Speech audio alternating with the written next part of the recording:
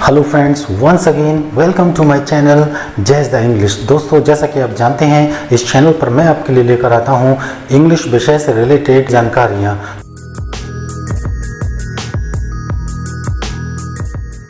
दोस्तों, इस समय हम जिस टॉपिक के ऊपर बात कर रहे हैं उस टॉपिक का नाम है नरेशन। दोस्तों, मैंने आपको बताया था कि नरेशन में जो डायरेक्ट नरेशन का सेंटेंस होता है उसके दो पार्ट होते हैं। Number 1 reporting verb, number 2 reported speech. Reported speech के विषय में मैंने आपको बताया था कि इस पार्ट का जो सेंटेंस है ये 5 प्रकार का हो सकता है, जिसमें मैंने पहला जो प्रकार बताया था वो था असर्टिव सेंटेंसेस। तो असर्टिव सेंटेंस के विषय में हम पिछले वीडियोस में डिस्कस कर चुके हैं। आज हम ये जानेंगे यदि रिपोर्टेड स्पीच वाला पार्ट इंटेरोगेटिव फॉर्म में है, इंटेरोगेटिव सेंटेंस में है, तो हम उस नरेशन को, उस डायरेक्ट नरेशन के सेंटेंस को इनडायरेक्ट में कैसे बदलेंगे। तो आइए शुरू करते हैं आज का टॉपिक। दोस्तों, सबसे पहले तो हमको पता होना चाहिए कि यदि डायरेक्ट नरेशन के सेंटेंस में रिपोर्टेड स्पीच वाला पार्ट यदि इंटेरोगेटिव है तो उसको हम किस तरह पहचानेंगे। दोस्तों, सबसे पहले मैं आपको बताऊंगा कि किस तरह हम ये पहचानेंगे कि ये वाक्य इंटेरोगेटिव सेंटेंस फॉर्म में है। तो सबसे पहले नंबर 1 पहचान मैंने यहाँ लिखी है। ये पूरा फॉर्मेट है डायरेक्ट नरेशन का। यहाँ पे आपका रिपोर्टिंग वर्ब वाला पार्ट है और ये आपका रिपोर्टेड स्पीच वाला पार्ट है। रिपोर्टेड स्पीच वाले पार्ट में जब यहाँ सेंटेंस खत्म हो, कॉमा आ जाए और फिर यहाँ इन्वर्टेड कॉमा शुरू हो जाए, तो यदि इन्वर्टेड कॉमा के शुरू होते ही यहाँ पे यानी रिपोर्टेड स्पीच वाला पार्ट इन्वर्टेड कॉमा के शुरू होते ही उसमें हेल्पिंग वर्ब आ जाए। हेल्पिंग वर्ब का मतलब है is, am, are, was, were, can, could, might, must, has, have, had. तो ये सारी की सारी जो वर्ब हैं, अगर ये यहाँ पे शुरू में ही आ जाए तो वह सेंटेंस इंटेरोगेटिव सेंटेंस होगा। पहली बात। दूसरी बात, जब सेंटेंस समाप्त होगा तो उसमें इंटेरोगेटिव मार्क भी आएगा। ये पहली पहचान हो गई। दूसरी पहचान क्या होगी कि यदि इन्वर्टेड कॉमा शुरू होते ही WH वर्ड यहाँ पे आ रहा है और उसके बाद में सेंटेंस खत्म होने के बाद इंटेरोगेटिव मार्क भी आ रहा है तो ये सेंटेंस इंटेरोगेटिव होगा। तो ये दो पहचान होती हैं। पहली पहचान ये है कि इन्वर्टेड कॉमा के शुरू होते ही हेल्पिंग वर्ब आएगी। दूसरी पहचान क्या होती है कि इन्वर्टेड कॉमा के शुरू होते ही WH वर्ड आएगा। अब हम इन सेंटेंसेस को किस प्रकार से इनडायरेक्ट फॉर्म में चेंज करेंगे, आइए दोस्तों अब हम ये समझ लेते हैं। यहाँ मैंने सबसे पहला जो नियम बताया है वो ये बताया है कि जब भी हम किसी डायरेक्ट नरेशन के सेंटेंस को इनडायरेक्ट में चेंज करने जाते हैं तो हम सबसे पहले रिपोर्टिंग वर्ब से ही शुरू करते हैं। तो दोस्तों, सबसे पहले हम रिपोर्टिंग वर्ब जान लेते हैं। ये जो रिपोर्टिंग वर्ब वाला पार्ट है, इस रिपोर्टिंग वर्ब वाले पार्ट में अगर ये क्रियाएं आ रही हों, कौन सी क्रियाएं आ रही हों, अगर से या से टू आ रहा होगा तो इसको हम आस्क में चेंज कर देंगे, और अगर सेज या सेज टू क्रिया आ रही होगी तो इसको हम आस्क में चेंज कर देंगे। अगर विल से या विल से टू क्रिया आ रही होगी तो इसको हम विल आस्क में परिवर्तित कर देंगे। और यदि शैल से या शैल से टू क्रिया आ रही होगी तो इसको हम शैल आस्क में चेंज कर देंगे। और यदि रिपोर्टिंग वर्ब में जो वर्ब क्रिया है वो सेड या सेड टू आ रही होगी तो हम उसको इनडायरेक्ट में चेंज जब करेंगे तो इन आस्क्ड के फॉर्म में चेंज कर देते हैं। हम इंक्वायर्ड ऑफ भी लगा सकते हैं, लेकिन अधिकांशतः केसेस में हम आस्क्ड का ही प्रयोग करते हैं। दोस्तों, तो ये पहला नियम मैंने बताया। तो अब हम दूसरे नियम को समझ लेते हैं। दोस्तों, जब हमने रिपोर्टिंग वर्ब चेंज कर दी तो रिपोर्टिंग वर्ब चेंज करने के बाद में जो अगला स्टेप आता है वो आता है इन्वर्टेड कॉमास को हटाना और कंजंक्शन का प्रयोग करना। अभी तक हम असर्टिव सेंटेंस में ये पढ़ रहे थे कि इन्वर्टेड कॉमा के स्थान पर कंजंक्शन दैट का प्रयोग करते हैं, लेकिन इंटेरोगेटिव सेंटेंसेस में जब इन्वर्टेड कॉमास को हम रिमूव करेंगे सेंटेंस से तब हम कौन से कंजंक्शन का प्रयोग करते हैं, यहाँ हम ये जानने का प्रयास करते हैं। दोस्तों, यहाँ मैंने लिखा है चेंज इन इन्वर्टेड कॉमास, यानी इन्वर्टेड कॉमास में परिवर्तन। किस प्रकार परिवर्तन करते हैं? मान लो यहाँ पे ये जो रिपोर्टिंग वर्ब वाला पार्ट शुरू हो रहा है और इन्वर्टेड कॉमा के शुरू होते ही हेल्पिंग वर्ब आई है, तब हम क्या करेंगे यहाँ पे अगर ये हेल्पिंग वर्ब आई है तो डायरेक्ट में जो इन्वर्टेड कॉमा दिया होता है उसको हम हटा करके इनडायरेक्ट में या तो इफ लगा देते हैं या फिर वेदर लगा देते हैं। तो हम इन दोनों में से कोई एक का प्रयोग करते हैं, इफ या वेदर। सेकेंड रूल हो गया। थर्ड रूल क्या है? ये जो थर्ड रूल है इसको समझना बहुत ज़रूरी है, बहुत ध्यान से समझना ज़रूरी है। दोस्तों मैं आपको विश्वास दिलाता हूँ कि यदि आप ध्यान से मेरे इस वीडियो को देखोगे तो निश्चित रूप से आपको समझने किसी प्रकार की कोई कठिनाई महसूस नहीं होगी। आइए समझते हैं। तो डायरेक्ट नरेशन के सेंटेंस को हम इनडायरेक्ट में चेंज कर रहे हैं। यहाँ तक चेंज करने के बाद अब हम सीधे कहाँ जाएंगे? स्पीच पर। तो रिपोर्टेड स्पीच वाले पार्ट में मैंने बताया था सबसे पहले हेल्पिंग वर्ब दी गई होगी यहाँ पे, तो ये हेल्पिंग वर्ब है, इसके बाद सब्जेक्ट दिया होगा। तो जब हम यहाँ पर आएंगे तो क्या करेंगे? इफ या वेदर के बाद में हम सबसे पहले सब्जेक्ट को ही चेंज करेंगे। सब्जेक्ट यहाँ पर ये दे रखा है, हमने यहाँ पे ये चेंज कर दिया सब्जेक्ट, चेंज्ड सब्जेक्ट। तो जब हम इसको चेंज करके लिख देंगे, ये पता है ये प्रोनाउन भी हो सकता है, नाउन भी हो सकता है। अगर नाउन होगा तो चेंज नहीं होगा, अगर प्रोनाउन होगा तो वो चेंज होगा according to the subject and object of the reporting verb. इस तरह से ये चेंज हो गया। अब हम क्या करेंगे? नंबर 2 जो नंबर 2 पर जो चेंज करना है वो करना है हमको हेल्पिंग वर्ब में। अब हम यहाँ हेल्पिंग वर्ब मान लीजिए इज दे रखा है या एम दे रखा है या आर दे रखा है, तो जब इसको इनडायरेक्ट में चेंज करेंगे तो ये चेंज हो जाएगी। कैसे चेंज हो जाएगी ये मैं आपको बता चुका हूँ, अभी एग्जाम्पल के माध्यम से मैं समझाऊंगा, तब आपकी समझ में आसानी से आ जाएगी। तो ये हमने चेंज कर दिया। इसको चेंज करने के बाद जितने भी चेंजेस हैं वो सारे के सारे चेंजेस जिस प्रकार असर्टिव सेंटेंसेस में हो रहे थे उसी तरह से यहाँ भी वही चेंजेस अप्लाई होंगे। तो दोस्तों यदि आप मेरे इस चैनल पर पहली बार विजिट कर रहे हैं तो मैं आपसे ये रिक्वेस्ट करूंगा कि आप उन पिछले वीडियोस को जाकर के ज़रूर देख लें, जिससे कि आपको किसी प्रकार की कोई शंका या संदेह ना रहे। और यदि पहली बार आए हैं तो इस चैनल को सब्सक्राइब ज़रूर कर देना दोस्तों, जिससे कि आपकी और आपके दोस्तों की ज़्यादा से ज़्यादा हेल्प हो सके। तो अब हम ये जो मैंने अभी सारे रूल्स बताए हैं इनके विषय में एग्जाम्पल्स के माध्यम से समझते हैं। दोस्तों आज हम जिस टॉपिक पे बात कर रहे हैं उसका नाम है इंटेरोगेटिव सेंटेंस। इंटेरोगेटिव सेंटेंस में भी हम आज केवल और केवल एक ही पॉइंट को लेकर के डिस्कस करेंगे, और वह है कि यदि रिपोर्टेड स्पीच वाले पार्ट में इन्वर्टेड कॉमा के शुरू होते ही हेल्पिंग वर्ब आ रही हो तो किस तरह उस सेंटेंस को हम इनडायरेक्ट में चेंज करते हैं। तो और ये जो हेल्पिंग वर्ब आती है इनको हम yes no answer type questions भी बोलते हैं, यानी इनके जो आंसर्स होते हैं वो यस या नो में होते हैं। दोस्तों ये जो मैंने आपको अभी रूल बताया है, अब हम इसको एग्जाम्पल्स के माध्यम से समझने का प्रयास करते हैं। इंटरोगेटिव सेंटेंस में यदि इन्वर्टेड कॉमा के शुरू होते ही हेल्पिंग वर्ब आए तो हम सबसे पहले जो रिपोर्टिंग वर्ब में परिवर्तन करते हैं वो परिवर्तन किस प्रकार करते हैं मैंने अभी आपको सारी वर्ब बताई थी। यदि से या से टू आता है तो आस्क में चेंज कर देते हैं, से या सेज टू आता है तो उसको आस्क में चेंज कर देते हैं, विल से या विल से टू आता है तो उसको विल आस्क में चेंज कर देते हैं, शैल से या शैल से टू आता है तो उसको हम शैल आस्क में चेंज कर देते हैं, सैड या सैड टू आता है तो उसको हम आस्क में चेंज कर देते हैं। तो दोस्तों यहाँ पर रिपोर्टिंग वर्ब वाले पार्ट में जो वर्ब है वो क्या है? Said to. तो सेड टू को किस में कन्वर्ट कर देंगे? आस्क में। तो हमने यहाँ पर इसको आस्क में कन्वर्ट कर दिया, ही आस्क्ड मी। अब क्या है अगला सेकंड वाला जो रूल था, क्या? इन्वर्टेड कॉमा को हटाएंगे हम। इन्वर्टेड कॉमा को हटाने के लिए हम सबसे पहले क्या करेंगे?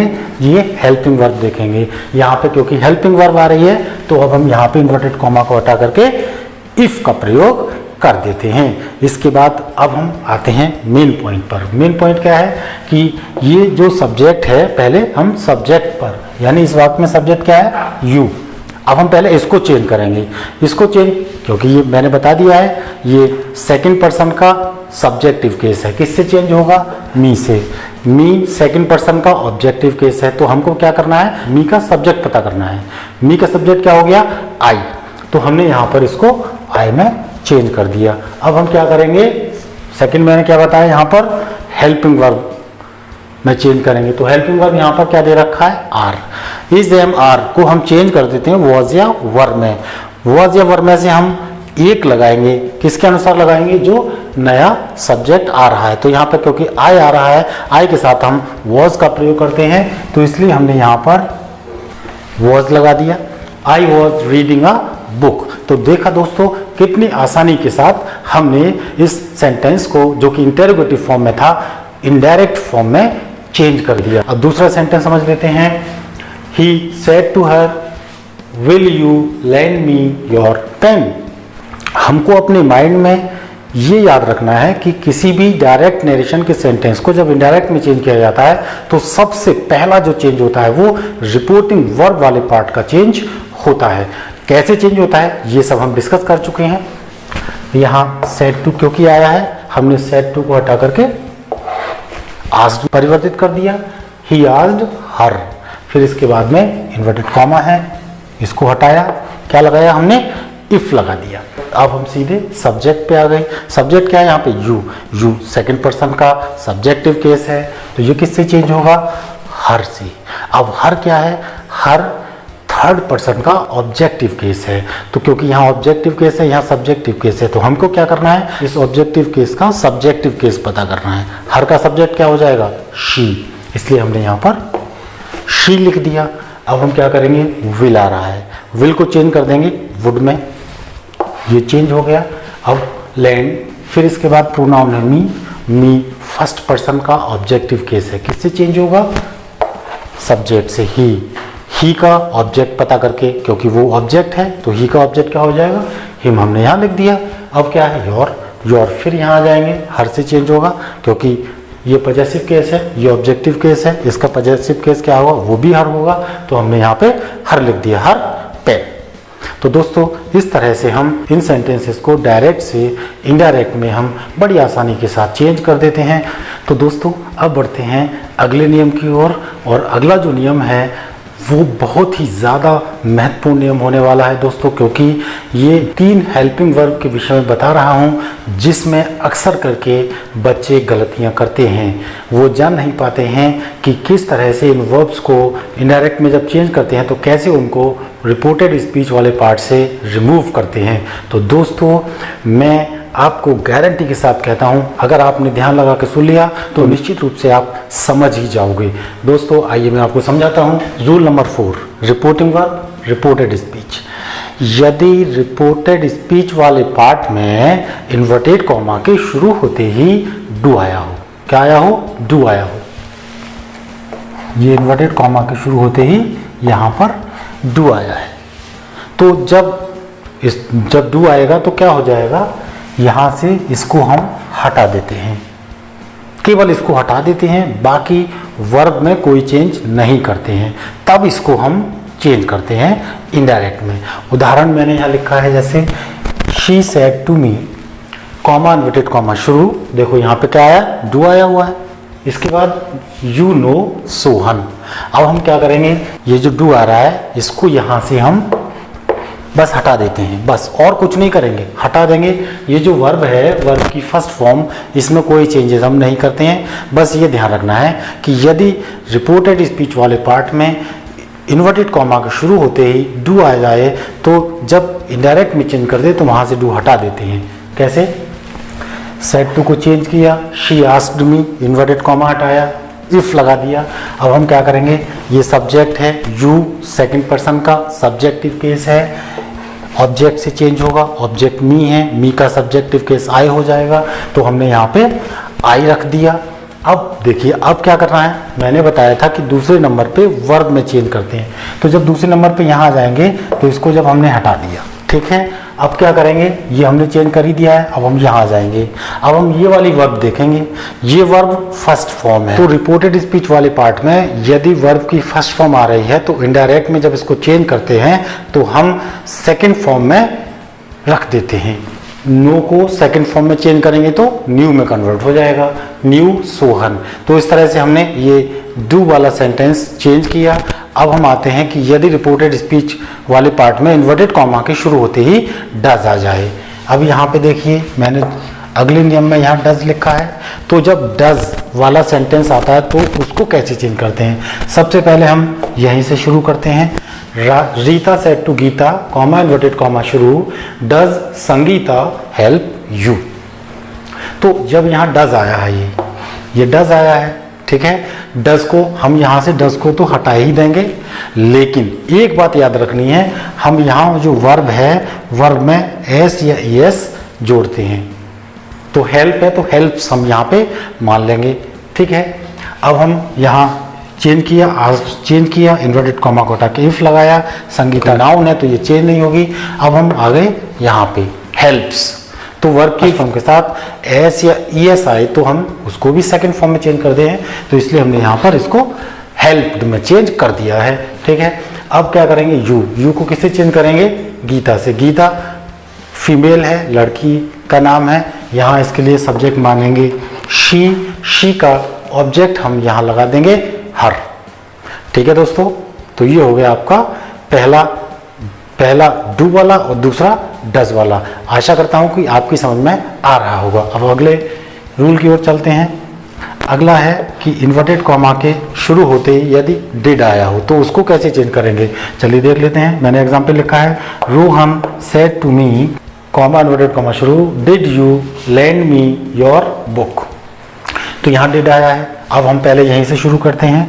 सेड टू को हमने आस्क्ड में चेंज कर दिया, इसके बाद मी इन्वर्टेड कॉमा को हटा के इफ लगाया, फिर हमने क्या किया, सब्जेक्ट पे आ गए। सबसे पहले सब्जेक्ट चेंज करते हैं, ऑब्जेक्ट से चेंज करेंगे। यू सेकंड पर्सन का सब्जेक्टिव केस है, इससे चेंज करेंगे। इसका सब्जेक्ट क्या हो जाएगा, आई हो जाएगा। इसका सब्जेक्ट आई, तो हमने यहाँ पे आई रख दिया। इसके बाद अब हम क्या करेंगे, ये डिड है, इसको भी हटा देंगे। यानी ये ध्यान रखना है कि यदि रिपोर्टेड स्पीच वाले पार्ट में डू डज डिड इन तीनों में से कोई भी अगर आएगा तो पहले इसको हम हटाते हैं, उसके बाद में चेंज करते हैं। तो जब डिड आएगा तो इसको हटा देंगे। और लेंट अगर रिपोर्टेड स्पीच वाले पार्ट में सेकंड फॉर्म आती है तो इनडायरेक्ट में हम क्या कर देते हैं, उसको हेड प्लस वर्ब की थर्ड फॉर्म में कन्वर्ट कर देते हैं। तो इसको हमने यहाँ पे हेड लेंट कर दिया। अब मी यहाँ पे ऑब्जेक्ट है, किससे चेंज होगा, सब्जेक्ट से चेंज होगा। यहाँ इसके लिए सब्जेक्ट ही माना जाएगा, तो ही का यहाँ ऑब्जेक्ट केस हिम आ गया। अब हम योर पे आ गए। योर सेकंड पर्सन का पजेसिव केस है, किससे चेंज होगा, मी से। मी का पजेसिव केस क्या होता है, माई। तो दोस्तों ये मैंने आज आपको डू डज डिड यदि रिपोर्टेड स्पीच वाले पार्ट में इन्वर्टेड कॉमा के शुरू होते ही आए तो उनको किस तरह से हम चेंज करते हैं। इन्हीं से संबंधित एक बात और आप जान लीजिए, वो भी बहुत ही महत्वपूर्ण बात है। वो क्या है कि अभी तो मैंने बताया यहाँ डू आ रहा है या डज आ रहा है या डिड आ रहा है, ठीक। लेकिन अगर उसी वाक्य में सब्जेक्ट के बाद में नॉट भी आ जाए, जैसे यहाँ पे डू आया फिर यू आया, मान लीजिए यहाँ पर नॉट आ जाता, अगर यहाँ नॉट आ जाता तब हम इनको नहीं हटाते। तब तो फिर क्या कर देते, अगर डू नॉट आ रहा है तो did not, do does not आ रहा है तो डिड नॉट, और डिड नॉट आ रहा है तो हेड प्लस वर्ब की थर्ड फॉर्म। तो इस सेंटेंस में जब हम देखेंगे तो देखेंगे यहाँ इन्वर्टेड कॉमा के बाद डू आ रहा है, यू आ रहा है, फिर नॉट भी आ रहा है। ये मैं आपको बता रहा हूँ कि डू सब्जेक्ट प्लस नॉट भी आए तो उसको कैसे चेंज करते हैं। यहाँ इसको हमने हटाया, ये आस्क्ड में कन्वर्ट हो गया, शी आस्क्ड मी। इसको हमने चेंज किया, यहाँ पे इन्वर्टेड कॉमा के स्थान पे क्या लगा दिया, इफ लगा दिया। अब सीधे हम कहाँ गए, सब्जेक्ट पे। सब्जेक्ट यू मी से चेंज होगा, आई रख जाएगा यहाँ पे। अब हम क्या करेंगे, वर्ब पे, यहाँ डू नॉट आ रहा है, ठीक। तो हम क्या कर देंगे, इसको डिड नॉट में कन्वर्ट कर देंगे। आई डिड नॉट, वर्ब की फर्स्ट फॉर्म ही आएगी नो रोहन। इसी तरह अगर डिड नॉट आएगा तो उसको डिड नॉट में हम चेंज कर देते हैं। रिपोर्टेड स्पीच वाला पार्ट यदि इंटेरोगेटिव सेंटेंस है और इन्वर्टेड कॉमा के शुरू होते ही हेल्पिंग वर्ब आए तो ऐसे सेंटेंसेस को हम इनडायरेक्ट में किस प्रकार कन्वर्ट करते हैं, ये सारे नियम मैं आज इससे रिलेटेड बता चुका हूं। दोस्तों आशा करता हूं ये सारे नियम आपकी समझ में निश्चित रूप से आएंगे। दोस्तों आज का ये वीडियो देखने के लिए धन्यवाद। Thank you very much.